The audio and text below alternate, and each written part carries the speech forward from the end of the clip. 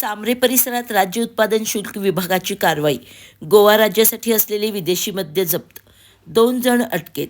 गडहिंग्लज तालुक्यातील सामरे गावच्या हद्दीत राज्य उत्पादन शुल्क विभागाच्या विभागीय भरारी पथकाने छापा टाकून गोवा राज्यात विक्रीसाठी असलेले आणि महाराष्ट्रात विक्रीस मनाई असलेले विदेशी मद्य जप्त केले. या कारवाईत 2 वेगवेगळ्या वाहनांमधून मोठ्या प्रमाणात मद्य सापडले असून दोघांना अटक करण्यात आली आहे. ही कारवाई राज्य उत्पादन शुल्क विभागाचे आयुक्त राजेश देशमुख, सह आयुक्त प्रसाद सुर्वे तसेच विभागीय उपायुक्त विजय चिंचाळकर यांच्या मार्गदर्शनाखाली करण्यात आली. विभागीय भरारी पथकाचे निरीक्षक किरण पवार यांच्या नेतृत्वाखाली 7 मार्च 2026 रोजी ही कारवाई पार पडली.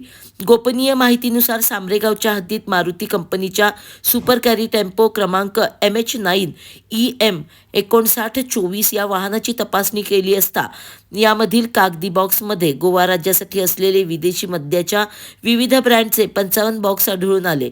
या प्रकरणात नितेश सुरेश कांबळे, वय वर्षे 32, राहणार रोहिदास गल्ली, कोवाड, तालुका चंदगड, जिल्हा कोल्हापूर यास अटक करण्यात आली असून वाहनासह जप्त मुद्देमालाची किंमत 9,27,080 रुपये इतकी आहे. तसेच दुसऱ्या कारवाईत होंडा सिटी क्रमांक KA 22 ME 2339 या 4 चाकी वाहनाची तपासणी केली असता त्यामध्ये विदेशी मद्याचे 34 बॉक्स आढळून आले.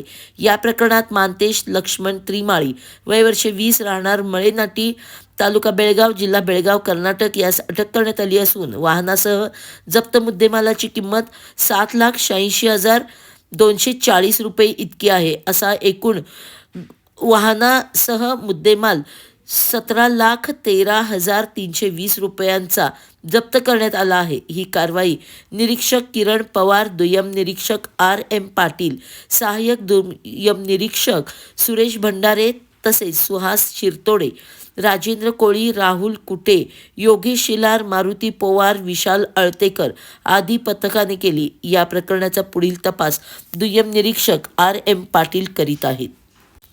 सांगली प्रहार न्यूज करिता मुख्य संपादिका नीता पाटील.